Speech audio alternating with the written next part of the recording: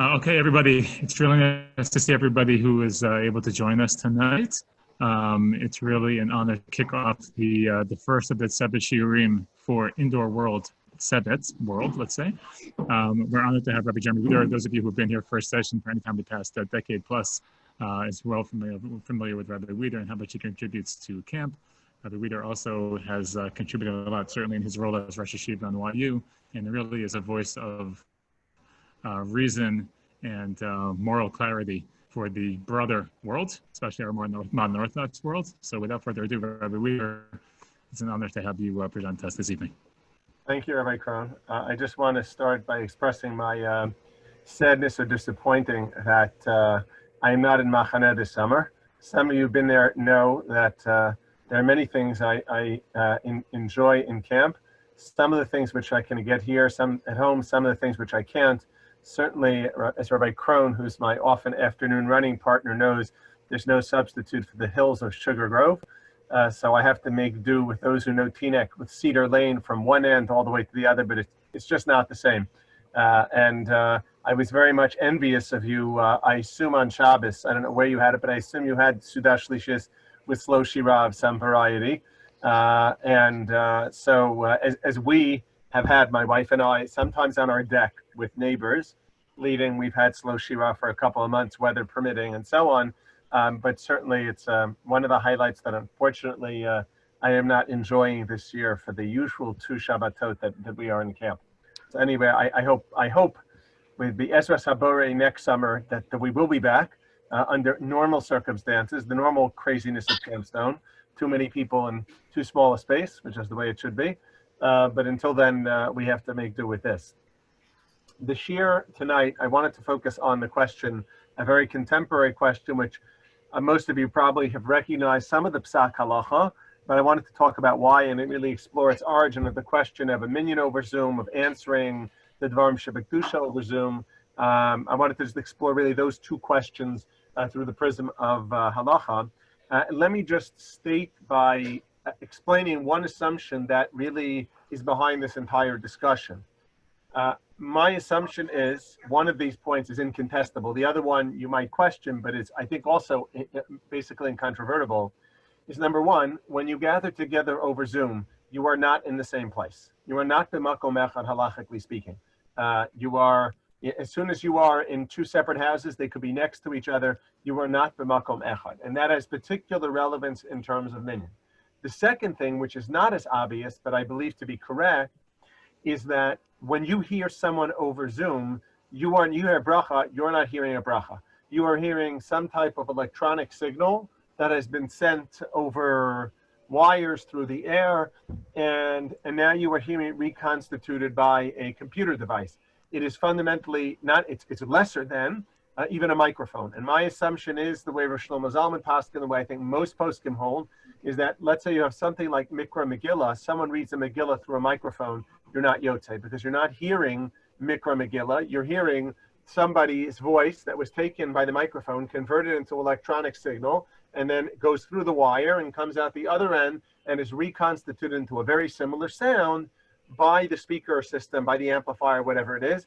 That is not actually the kol of Mikra Megillah of the Baal Koreh, but rather that is an artificial kol. Obviously, it has great resemblance to the original kol, but it is nonetheless not the original kol. And for mitzvahs that require shmiyah, like Mikra Megillah, like Tekiyah Shofar, certainly those things you cannot be yotzei through such a medium. So the question that one might ask is, what about answering to brachos, answering dvarim shebekdusha when you are in such a circumstance? So let's first start with the question of having a minyan when people aren't in one place.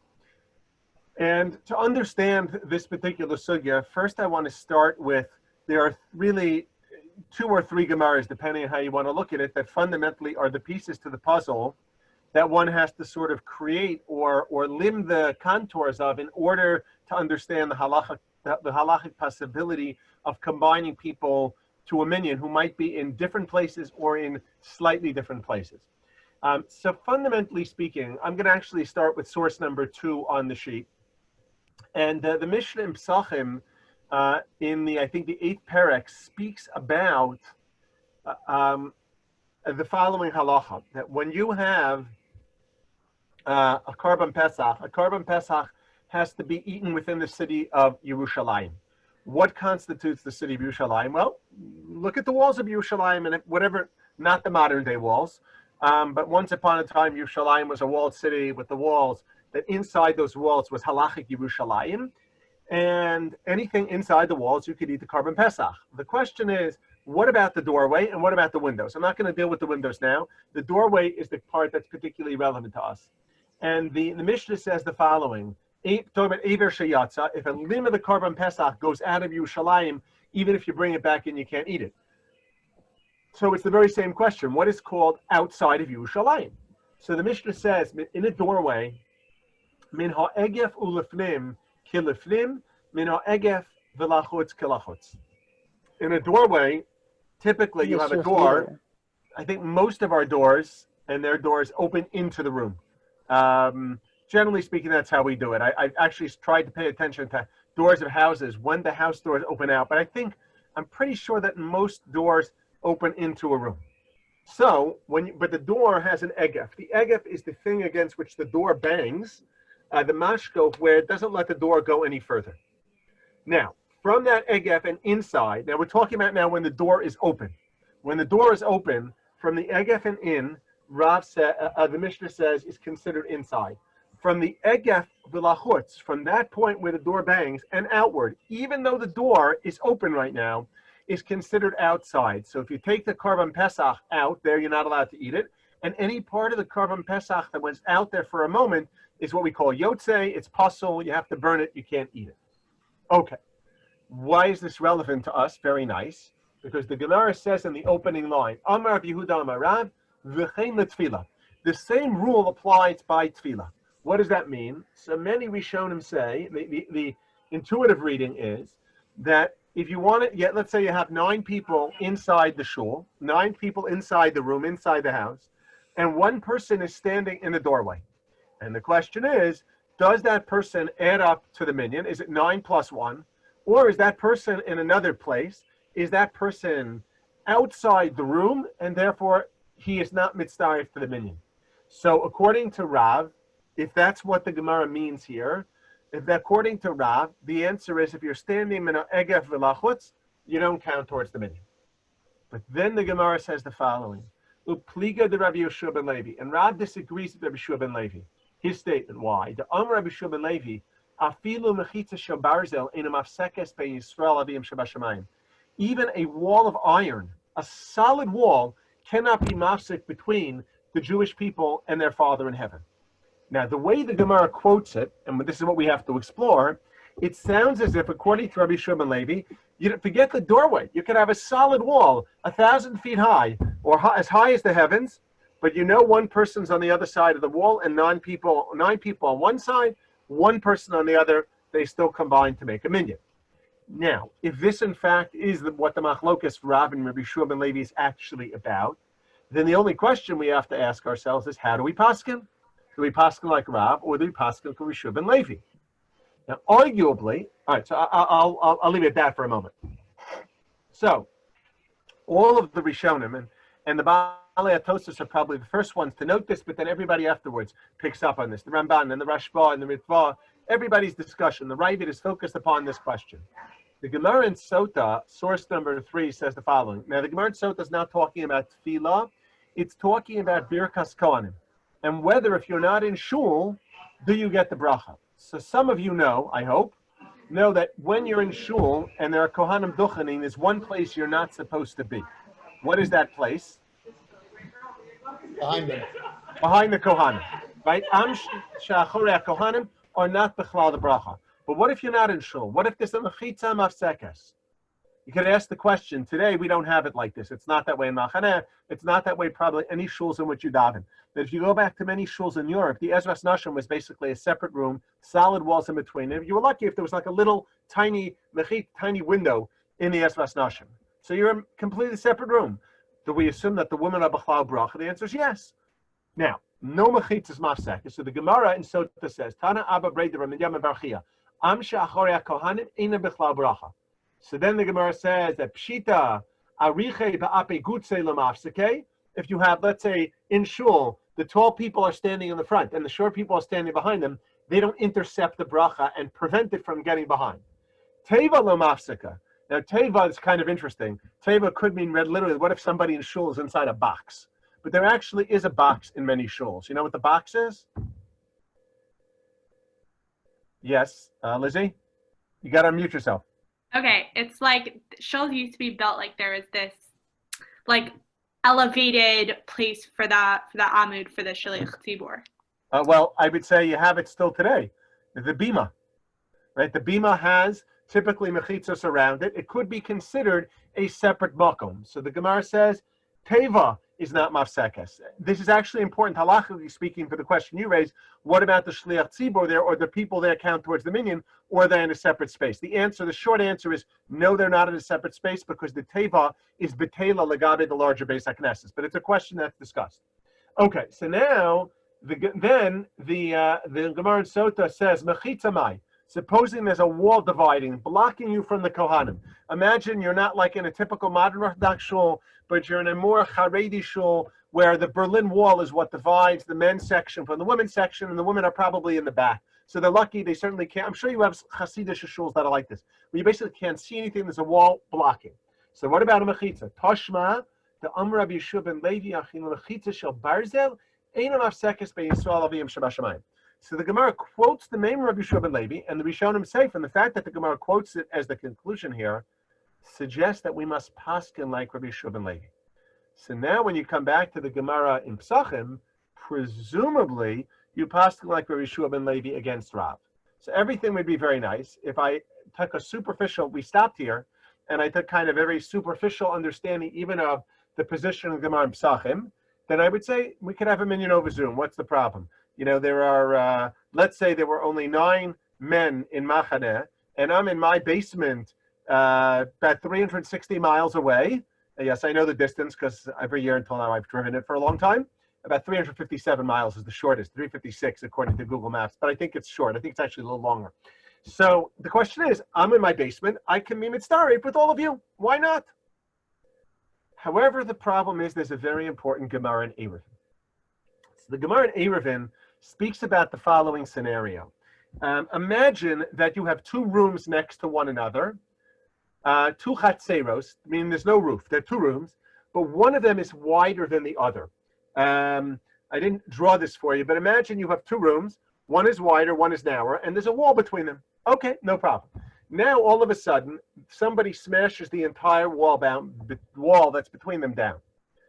So before we talk about our scenario, let's talk about the laws of Eruvin.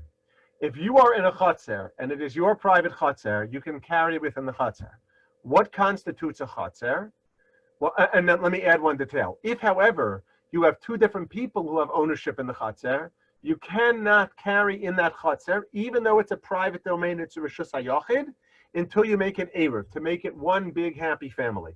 That's a gzeira midrabanan. The Gemara in Eruvin said is the gzeira of Shlomo HaMelech called eruvei chatzeros. So it means that even if you're in a reshus hayachid, if multiple people have rights in that reshus hayachid, without making an eruv chatzeros, you can't carry in that. You can carry in it. You can't carry from a private house into the chatzer, or chatzer into the private house. Okay. Now, let's say you have, however, 2 chatzeros, and there's a door between them. So if that's the case, you can treat them, if you choose, as 2 separate chatzeros. You don't need an eruv chatzeros. But here's our problem. We had 2 chatzeros, 2 rooms, no roof, to make it simple, and you break the wall down between them. So until you broke the wall down, you had 2 separate chatzeros. But now you break the wall down, and the Mishnah in Eruvin says the following in source number 1. I'm just going to skip to the second half, but both cases are the same. Chatzer gedola shenifritza leketana. Gedola muteres uktana asura. If you are in, imagine I'm going to show you kind of the walls. This is the walls of the bigger chatzer. These are the walls of the smaller chatzer. Now, from the bigger chatzer here, it sort of goes like, I can show you one side. When you're in the big chatzer looking at the small chatzer, how many walls do you have? The answer is you have 3 walls plus 2 side panels, 2 gipufim. Because the smaller chatzer is narrower, so even when you break the wall down, you still have 3 full walls plus parts of a 4th. So the Bnei Gedola, the Mishnah says, they have no problem. They have 4 walls. They, within their Chatzer, can carry from their houses to the Chatzer. But if you are in the smaller Chatzer, so from the perspective of the smaller Chatzer, how many walls do you have? Let me see if I can, let me draw this, make it clear. Hold on.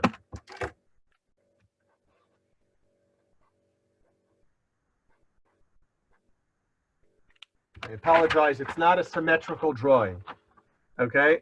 But you see the drawing. So if you're in the smaller Chatzer, what you see is 3 walls and a 4th side completely open. If you are in the larger Chatzer, you see 3 full walls plus parts of a 4th. So the Mishnah says that if you are in the smaller Chatzer, because your Chatzer, you've lost your 4th wall entirely, so it's like your Rishus spills over into the next one, you cannot carry from your house into the Chatzer. Okay, that's very nice. So we've just learned the din in Eiruvei Chatzeros. But now, the Gemara says the following. Sibor begedola. Actually, let's skip over this one for just a moment. Go to the last line in the Gemara.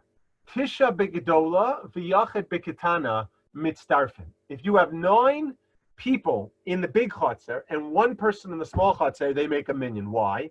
Because the person who's in the small Chatzer is not actually just in the small Chatzer. They're in the small big Chatzer. They're in everything. Because from their vantage point, it's all one big happy space. But if you are in the Chatzer Gedola, you're only in the Chatzer Gedola.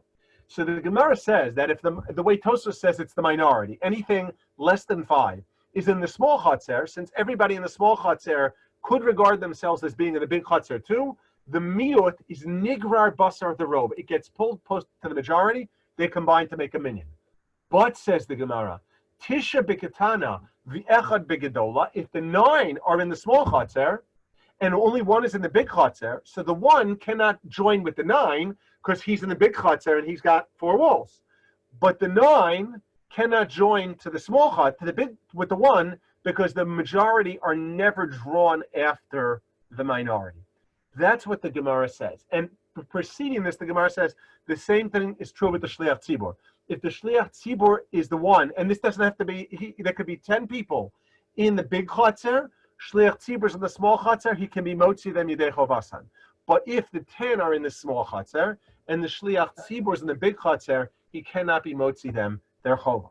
Now, for our purposes, all that matters is that what you see from the Gemara in Eruvin, and there's nobody who argues in the Gemara, is that when you cannot combine the two because they're in 2 separate Mekomos, and you cannot say Greira, you see that you don't have a minyan, which seems to be against the statement of Rabbi Yeshua ben Levi that afilu mechitzas sherbalzel en mafsekes ben Yisrael laviyim shebashamayim.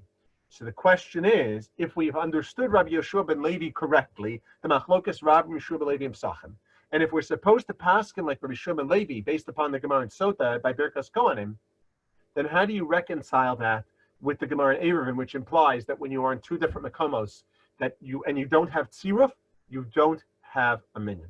The entire machlokas harishonim, the entire discussion of the sugya revolves around solving this one problem. Okay? Once you have that, all the others are the answers. Now, there are probably 4 answers that I've seen in Rishonim. I'm only going to focus on 3. The 4th is the Rabbi who's cited by either the Rashba and the Ritva in the small print and source number 8. It's in the Ritva.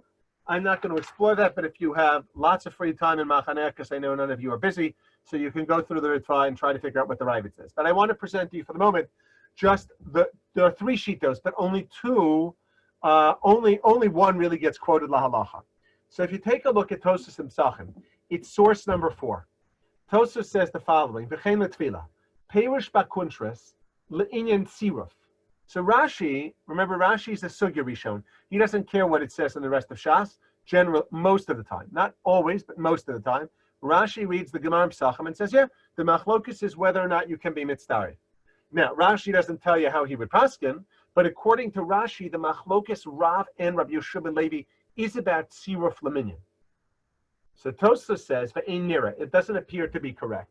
The be'elu nemar in Gemara Sota, mashva sugyud the Gemara, the mahalach of the Gemara is the halacha to Rabbi Yeshua ben Levi. That's how we paskin. To Amar afilu mechitza shebarze and mafsekes. But says Tosfos, ubeperek kol gagos mashma stama the Gemara the mechitza mafsekes l'tziruf the ka'amar tisha b'ketana v'echad b'gdola ein mitzdarfen. So the question is, how can you say, explain the Gemara Pesachim like Rashi, you're going to have a stira in Pesach? Now Tosa says, Ula'inyan shofar u'megillah nami lo motzis lefarish. You cannot say that the machlokes here in Pesachim is not about Siruf Laminyan, but rather about can you be Yotzei, Mikra Megillah. Let's say you're in one place and you're hearing, you're minha egef ulachutz, and you hear the Megillah reading inside shul, or you hear the shofar blowing inside shul. Can you be Yotzei by hearing it even though you're in a different place? Tosa says that cannot be the machlokas. Why? Ditnan behedya beperakra ubezdin. We have a beferish Mishnah. Haya over achore beis hakneses, or shahaya beis samacha beis hakneses. B'shama kol shofar or Megillah in kiven libo yatsa. So Rav and Rabbi Yochanan are not going to argue on the Mishnah. Rav and Rabbi Levi are not going to argue on the Mishnah. So you can't say that the machlokas is about shmiya of something that you mechuyev l'shmo as a mitzvah to be yotzei when you're standing in a place. Vada you're yotzei. You can be outside the Beis HaKnesses, you're passing by. If the shliach tzibur has in mind to be motzi anybody who hears, and you have in mind to be yotzei when you hear it, the Gemara says beferish. The Mishnah says you're yotzei. So how then, if you don't want to say like Rashi, how are you going to resolve the problem? So Tosas says v'nira l'ri dahacha maybe le'inyan lanos yochid kedusha v'yehi shmei rabba mevarach. So Tosa says, no, the machlokas here is about answering and responding to things that do require a minyan, to say them. So, the ein mechitza mafsekas Rabbi Shiur ben Levi. Rabbi Shiur ben Levi says, if you have a minyan in place A, properly executing and pronouncing and enunciating and articulating dvarim shebikdusha, and you're standing in another place, you can be oneh, no problem. But with Rav Yehuda, in the name of Rav, it's mafsekes. Kevan dahavid davar shetzarach hasara. Rav says that since you require a minyan in order to say kaddish, in order to say kedusha, then you have to be in the place of the minyan, and that's the machlokas Rabbi Shiur ben Levi and Rav.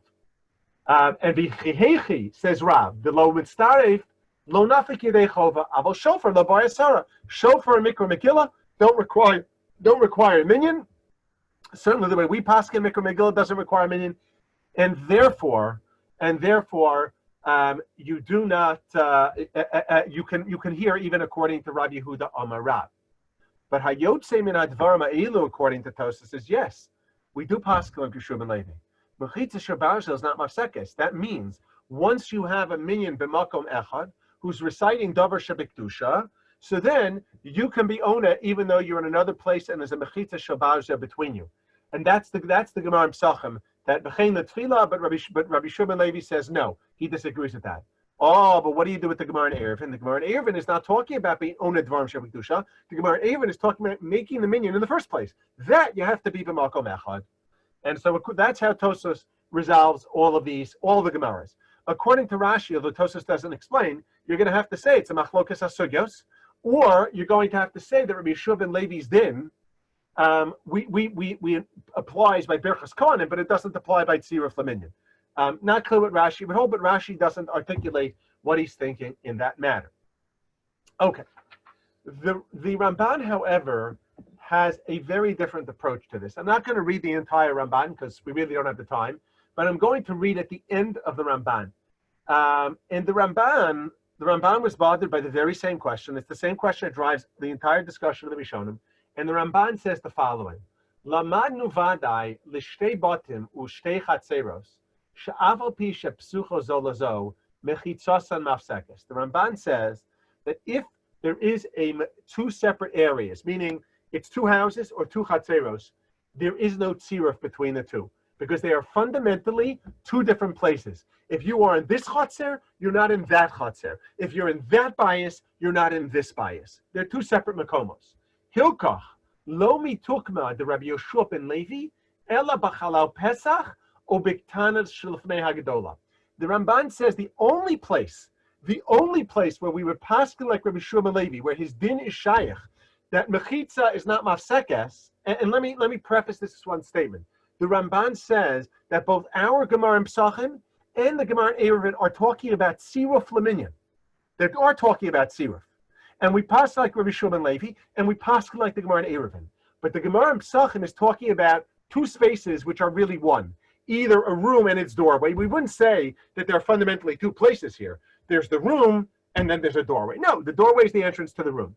There's outside the room, but even there, says the Ramban, if you're talking about the Chotzer and a bias, because the people in the bias have, what he doesn't use the term, but it's the concept's borrowed from Eruvin.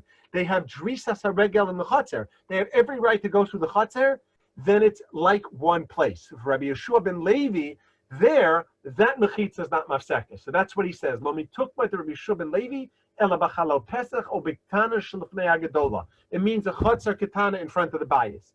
Lomar shayochad shebiktana mitzaref l'tisha shebigdola. Aval pisha pesach mafsek kishuno. Even though if the door would close, there would be a separate room. Ein ze mechitza v'pesach ki'ilu nifratz. It doesn't constitute a mechitza. Shemechitza shel barzel ein a mafsekes ben Yisrael aviyim shebashamayim. Avo b'shnei batim vada im mitzdarf in the rekol. If it's two separate houses and there's a wall in between, that even according to Rabbi Shua ben Levi is mafsik between the two. So the way the Ramban resolves the problem is to say that really both Gemaras are talking about Siruf Laminyan. It makes life easier in that way.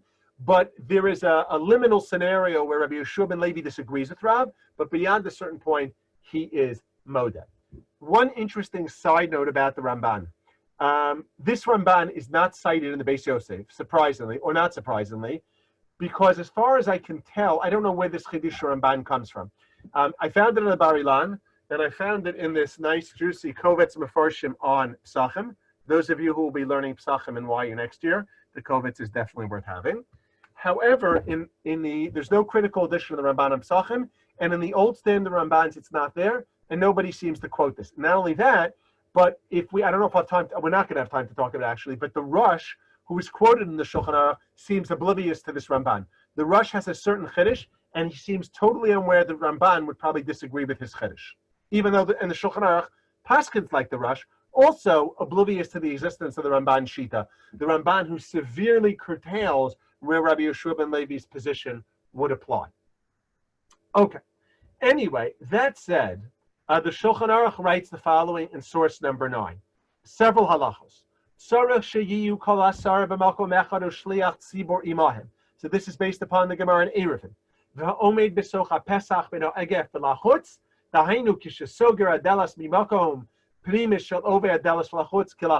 the Gemara Pesachim.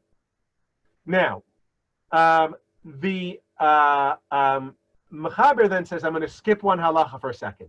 In miktasan bifnim umiktasan bachutz, v'shaliach tzibur tocha pesach umitzarfan. So this din is the Rosh's din, and it's borrowed from Zimun.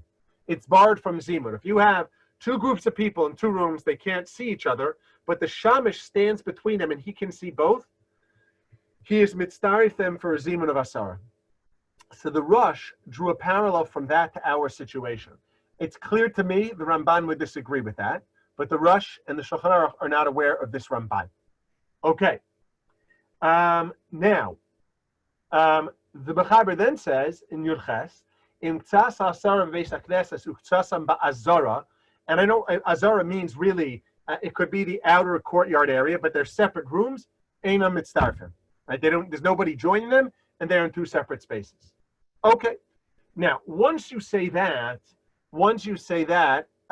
well, I think it would be pretty clear by every stretch of the imagination, I think, that Zoom, in the context of Zoom, there's no possibility of having tzir for a minyan for any dvarim shebektusha, because the bottom line is people are in separate places. There is more than a mechitza shabazir. There's hundreds of miles that might separate them, even if there's not hundreds of miles. You can't term them being b'makom acher. Now, there is one last din which is kind of interesting, which I don't think anybody would say applies to Zoom, but does come up in some scenarios. I'll give you an example. We have to have now a minyan on our driveway. We have a very carefully socially distanced minyan on our driveway. Everybody has a 3 foot square marked with bright orange duct tape on the driveway with 6 feet between the edges of the squares. My driveway, it was siyata dishmaya. My driveway happens to be 21 feet wide, by 49 feet long until you get to the sidewalk, which makes for a perfect grid of 3 by 6. Okay. So anyway, it just happens to work out that way very nicely. But we have a neighbor who probably, although he's probably in fine health, is probably past the age margin who's supposed to come to our minyan. But there's nothing that stops him from coming out on his from stoop and being on his lawn and davening with us. That shouldn't be a problem. The only question is, can he count towards the minyan? Now, the problem is that if you're walking out of my house, and some of you have been in my house, on the right side, there are hedges. Those hedges are more than 36 inches tall. They are more than 10 tefachim tall. And therefore, he is behind a mechitza. And the question is, on a morning in which, we haven't had this yet, actually. I've managed so far, you watch, it's going to come back to bite me tomorrow morning. But we have this, I have to say, it's one of its amazing things. We start with Yishtabach. We still start with Yishtabach. And the amazing thing is I go out on my driveway at 7:27. Minyan starts at 7:30, and I'm the only one there. And it's sort of like you just see, it's like the vultures are descending. And then we've had only twice to wait 30 seconds past 7 o'clock for minyan. But what I managed to avoid, the shaila, as I don't want to offend my neighbor's feelings, I don't think we offended, is what happens if we only have 9 and we need him for the minyan? Can he count? Now, it would A, be convenient, B, I don't want to make you feel that he's not technically part of the minyan. But the question that is relevant to the following. The Shulchan Aruch says, and I'm not going to read the Tshuva of the Rashba, in Sif Yodal, we're still in source 9. Mi she'omed achorei beis hakneses uveinehem chalon. Someone is standing behind the shul, but there's a window. Afilu gavoa kama komos. He might be very high up. Afilu eino rochav arba. Even if the window isn't 4 tfachim wide. Umara lahem panishtam. He sticks his head in. Those of you who remember Young Frankenstein, it's a little like Igor when he puts his head on the shelf. Okay, he just puts his head there. I don't know, maybe some of you are too young for that movie. Rabbi Krohn probably remembers. You remember Young Frankenstein? Okay, I think it's Igor actually, but okay. So there, he puts his head in. So there are those who say that he's mitzvah. It's based upon a Tshuva of the Rashba, but as some of the Acharonim point out, the Rashba's not sure. He says, Efshar, maybe it's like with Zimun. So the Mechaber says, mitzdarif imam lasara.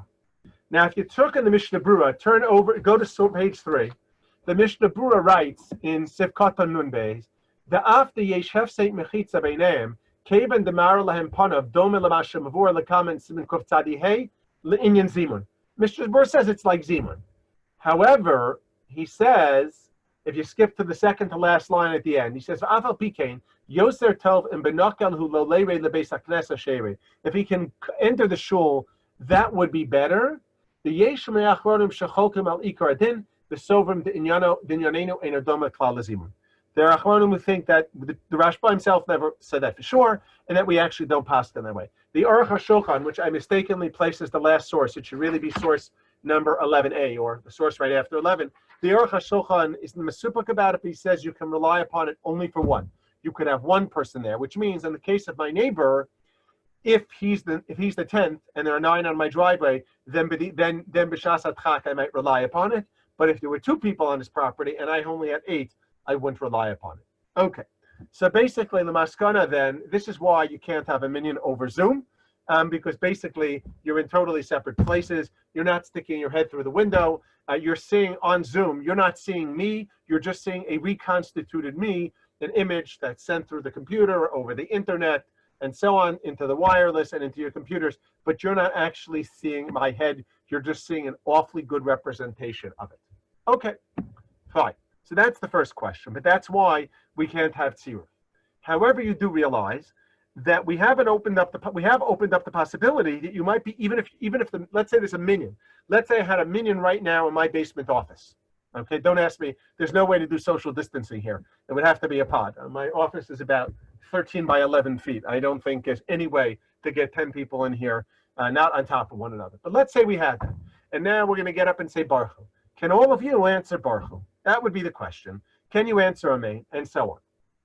So the truth is, my original interest in this topic was stimulated by one of you, who shall go unnamed, who asked me a shaila and said, I was learning Bechavrusa, okay? And where my Chavrusa was, there was a thunderclap, and he made the bracha of Shekocho Guraso Male Olam. And I answered Amen.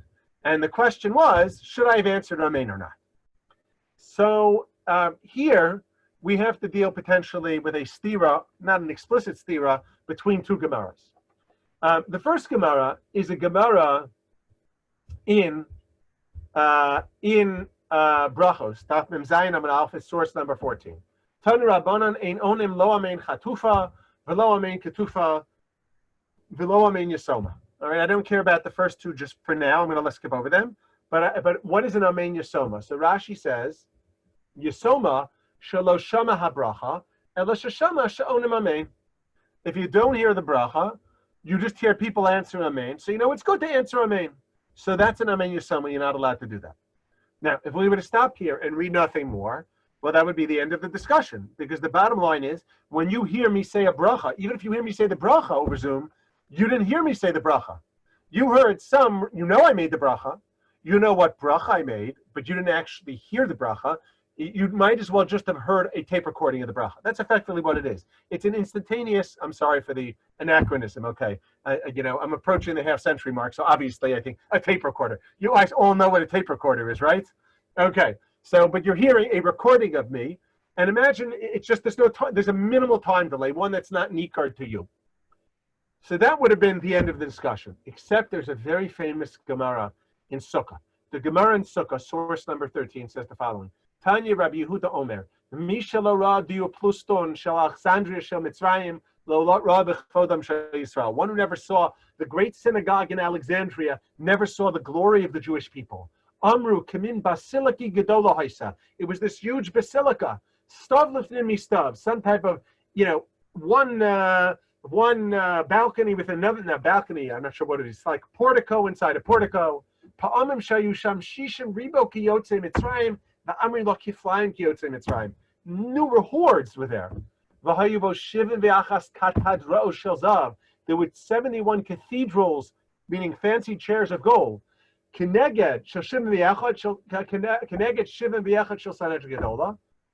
each one was this huge amount. And then, there was a bima of wood in the middle. The Chazana Knesses was standing in his flags in his hand. When it came time to answer amen, he would wave the flag. Meaning the shul was so big that people in the back of the shul, maybe in the front of the shul, couldn't hear the shots. And yet, he waved the signal and they answered amen. So why isn't that an amen yisoma? You're not hearing the bracha.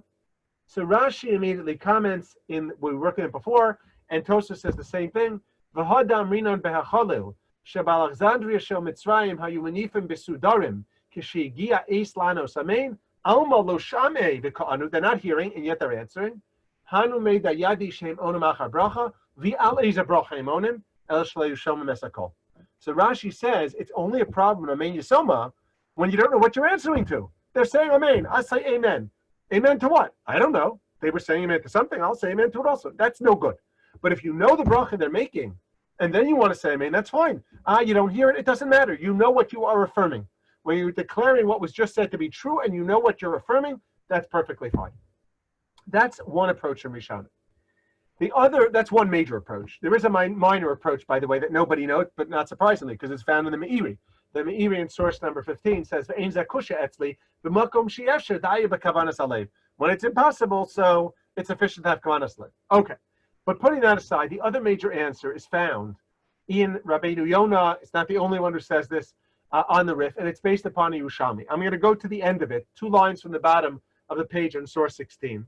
V'nireh lemori harav natarachmanu parke litaretz tahasa mitochach hayamutar meshikvar hispalulu kol echad b'echad. No, Rabbi Yonah says the reason why it was okay in Alexandria is everybody had davened on their own. And the Chevan Shlo Osim L'Chiyuv, they weren't doing it to be Yotzei Chiyuv with Shomer Ka'oneh. Shekvar Yotzei Yidei Chovasan Lo Nachosh Im Lo Shamu HaBracha Ela Kishemiskave Lotzeis Mechiyuv Aniyas Amein Sarach Sheyishma HaBracha. So Rabbeinu Yonah says that the only time it's an Amen Yisoma is when your goal is to be Yotzei Achiyuv with it. Someone else says something, and I'm going to be Yotzei usually through Shomer Ka'oneh. That's no good if you don't hear the bracha. But if you're not answering, you're not looking to be Yotze anything, so Rabbi Yonah says, it's not a problem. So those are basically the two Deus and Rishonim. And the Mechaber in Shulchan Aruch on source number 17 says that V'lo yana amen yasoma on the third line. Hainu shu chaye bebracha achas v'shliach tzibur mevarach osa v'zein hashoma apapish yodei is a bracha mevarich hashatz me'achar shloshama lo yanach ramein da'av amen yasoma. So that's Rabbeinu Yonah's opinion. That the only time it's a problem, if you don't know what the bracha is, and you don't hear it, is if you're trying to be yotzei. But the Ramah says v'yesh machmirim ta'afilu in a mechuyavos bracha. Lo yane amen eni yodea be'es bracha karish liach tzibur dezename mikre amen yasoma. And Ramah says that even if you're not being yotzei chiv, if you don't know which bracha is being stated, so then you're not allowed to answer amen. Now, when you come back to our sugya, turn back for a moment to source number 12. It's clear that in the case of the Gemara, hayu asara b'makom echad ve'omrim kaddish u'kedusha. Right? It doesn't matter if you're inside the doorway, outside the egef, in the next room over. If you hear the shliach tzibur and you're in another makom, that's not a problem of answering amen. There's only one limitation. If there's something that makes it prohibited to make a bracha in its presence between you and the mevarech, even though you hear, you're not allowed to respond. But that's not typical.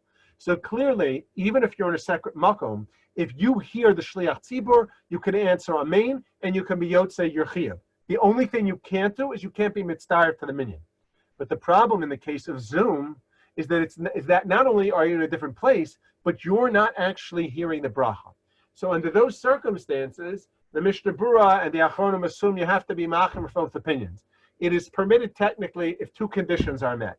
Number one, if you're not trying to be yotzei anything, and number two, if you know what's being stated. So in the case of the student who asked me about answering amen to his friend's bracha on thunder, you're not being yotzei anything.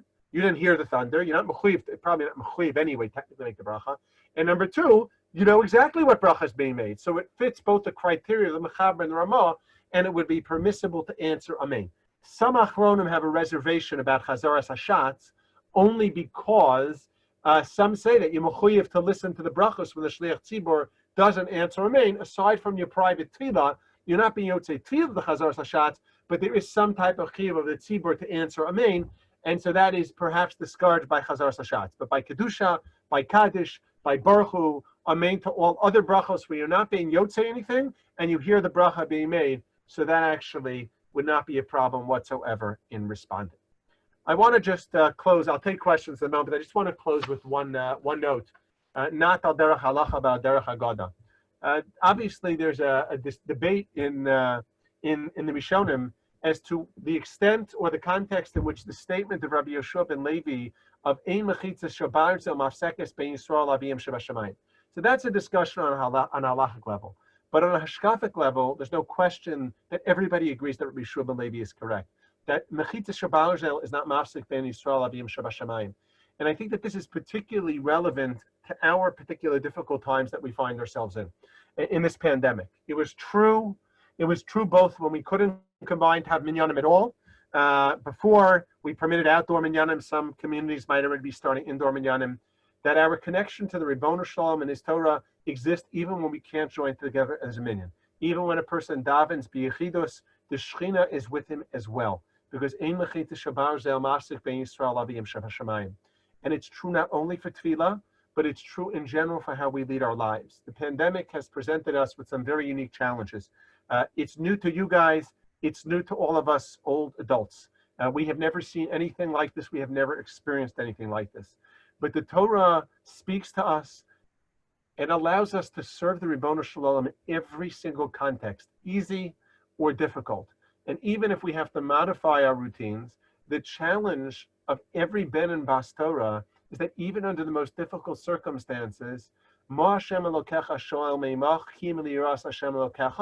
only thing that we're asked to do is to fear God, is to recognize that we are supposed to be Avdei Hashem, and every single situation presents its opportunity to serve God.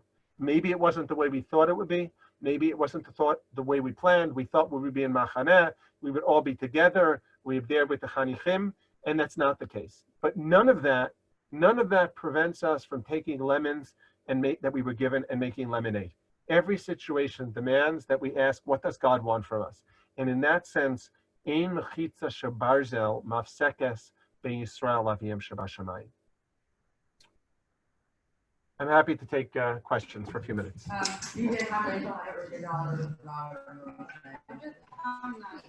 take it that that's noise, not a question. No, go ahead. So when you talk Go about being permitted to answer Amen, does that mean that you're not allowed to answer Amen? If, like, let's say the person says a bracha, I don't know, just like I guess, the general question is, what does it mean to be not permitted to answer Amen?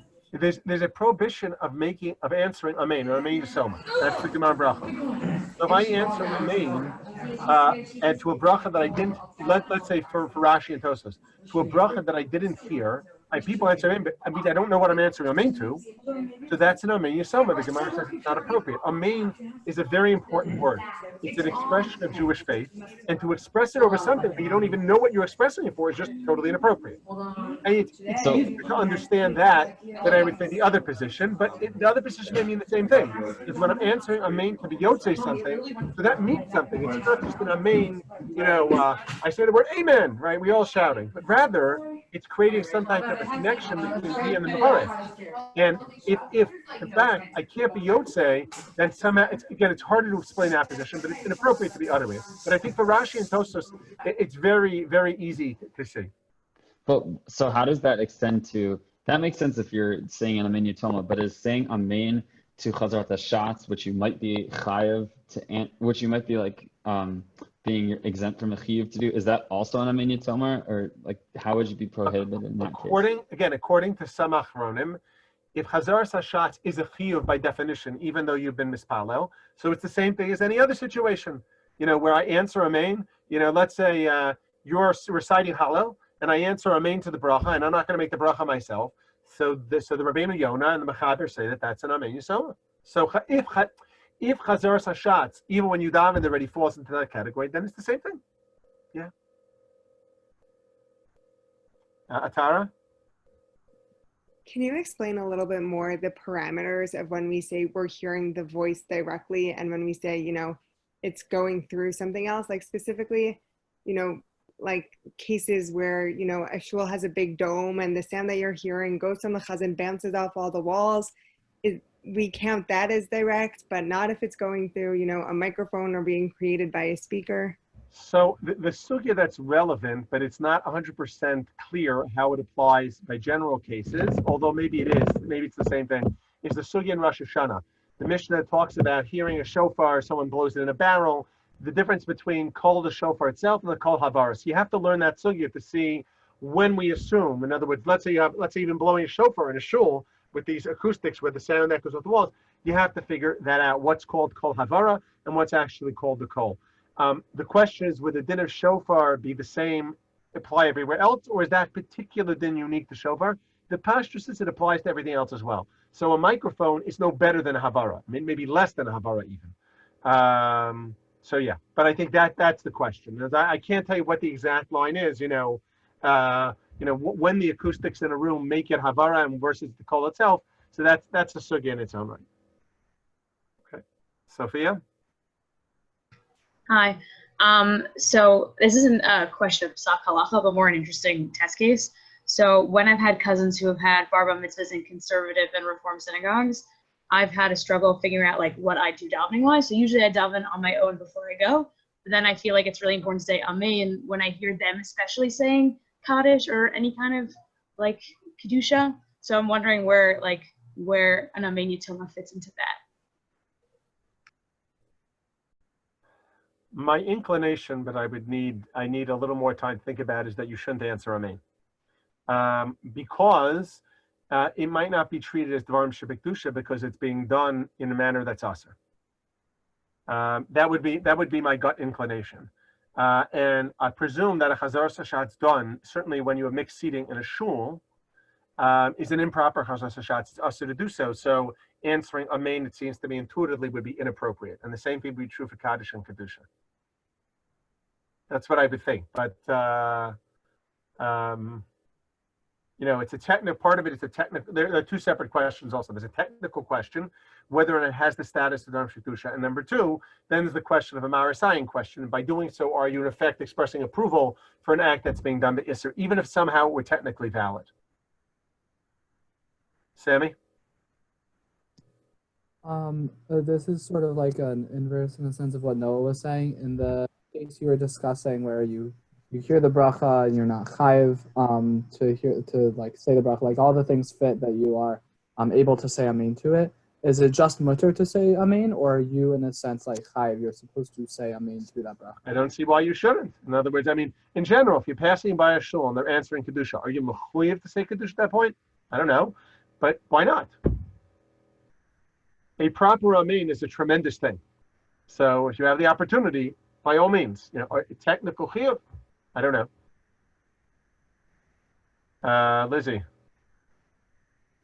I'm a little confused with the Shitat. We didn't really talk about this, but with the Rashba, when he says that you can make a parallel to Zimun, why, there's a lot of room to say that Zimun is very different from Ziruf Laminyan. That's probably why the Rashba himself, if you look at the language in the Tshuva of the Rashba, so the Rashba writes, if you look at the beginning of source 10, Odani Omer, She'efshar Lomar, She'kol Sheroan Elu Aselu Kilem Abayis Echad. He himself, and the Achronim point this out, is not 100% sure. That's why some of them are reluctant, because they think it's a difficult reading in terms of some of the Gemara, certainly about Minag Egef Lufnim, and the Rashba himself wasn't certain about it. Yet the Mechaber quotes it as the halacha. So yes, it's not. You're correct. It's not a perfect analogy. Ephraim. If you learn like the Ri the Gemara in Erevin's talking about Serif Lasara, and then the Gemara in Sota is talking about once you already have Asara, and you can be like after Mechitza Shal Barzel, but do you still require hearing an actual kol, or would you say more of like kind of Rashi's criterion by the Beit Knesset in Alexandria? Because if you would say that, then you could make an argument that Tosfos would allow us to join Minyanim from Zoom as long as there's Asara somewhere. Oh, so the point is that I agree, and I think that's clear. The issue with Zoom is the same thing as not hearing it in the Shul Alexandria. But that's why it started. If I had a minyan in my office now, and now we got up and said Baruch Hu, so you're not. There's no chiyuv you have in Baruch Hu, so you could answer Baruch Hu. If it was mincha time, we were saying kedusha, you could answer kedusha. Absolutely, I think that's the psak of the Shulchan Aruch. Right? As long as you're not mechuyev b'davar and you know what's being said, that meets both. Of the opinions, the major opinions in the Rishonim. So yes, in a Hanami. Yes, Eli. Well, one question. I heard Rav Shechter say that that following the principle that you laid out with the mechitza, with the bushes, that if a woman is saying Kaddish, she should step into the men's section for saying Kaddish so that she could actually be part of the minyan in the physical space. Would you think that would apply in all cases? Depends on the mechitza. Like, how does that work? So that's a broader question. What you do with a mechitza in a shul, whether you really consider it a separate space. And I haven't had a chance to think about that. I will tell you it's true. Rabbi Wolowski in this article about women saying Kaddish, and even though for some people it's controversial today, in Eastern Europe it wasn't controversial. Reb Chaim Ozer, I forget who it was. It was the daughter. She was connected to some prominent family. She came into the men's section. I don't know if she was in the women's section. She came into the men's section to say Kaddish at the end of davening. And I think the Chavetz Chaim in Minyan also, the Mishnah Minyan also, they used to do it. It was nothing controversial, but they would come into the men's section probably because of that. The question is, in our Batei Knesios, what's the status of the Ezras Nash? And that's a complicated issue, because the question is, does our mechitza actually make it a separate room, or is it really just a technical mechitza, and is it Bata Lagabi de Beis HaKnesses, the same way that the Teva is? I think it's Machlokas Achona. If you ask me, it seems intuitive that in our Batei Knesios, when you have a mechitza, which even if it's not easily portable, but fundamentally it's more like the furniture than it is actually part of the building, then I would say you're in the same room and there's no need for the woman to come over. If you had a real mechitza sosnashim, then a woman's going to say Kaddish, she should come into the other room, because that actually is analogous a little bit to the part I didn't read in the Gemara Eruvin, the Shliach Tzibor is in the Gedola and the Tzibor is in the Ketana, he can't be motzi them. So that's probably why she's supposed to come into the men's section. I know that runs against everybody's thinking, how can a woman come to the men's section? But apparently, people who were far greater than you or I did not have a problem with this. So, Judah. About what you're saying about your neighbor was standing behind the bushes because it was a mechitza. So what if instead of behind a mechitza, he was behind a tzorah petach? So if it was the problem is it still won't help. What he would need is a pirza. We need to break the bushes by 10 amos. Because again, the Gemara Pesachim is a Pesach.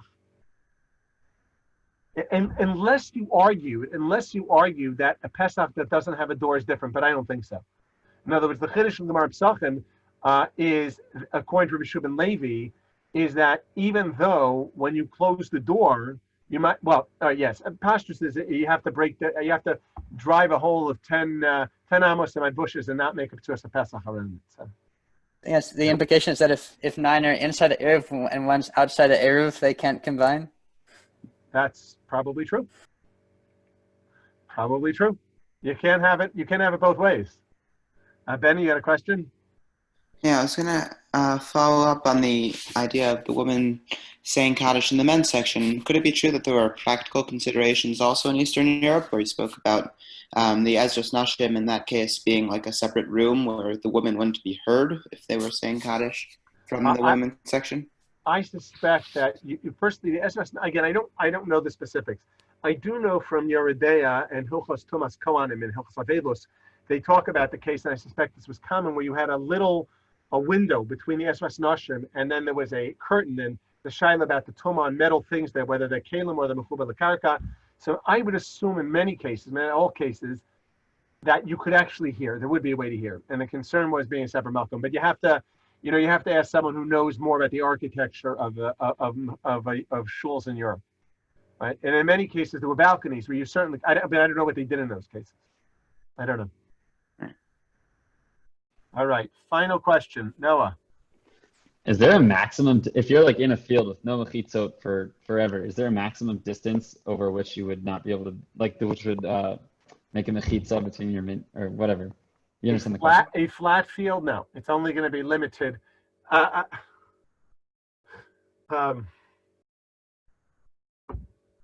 you probably have to see one another. That I'd imagine, at least that. But I can't. I haven't seen the question discussed at all. So, okay. All right. Rabbi Wieder, thank you so much for the shiur. We really appreciate it. My pleasure. Are you all starting tomorrow? We started today. Today. Very nice. And this is the cap on our day in terms of. Okay. I hope the first Tzevet event. There's another Tzevet event following yours, but that's not a shiur. Okay. Are they having ribs or pizza? There were ribs, Motzei Shabbos, but I will never rub it in for people who weren't here. You didn't save any for me?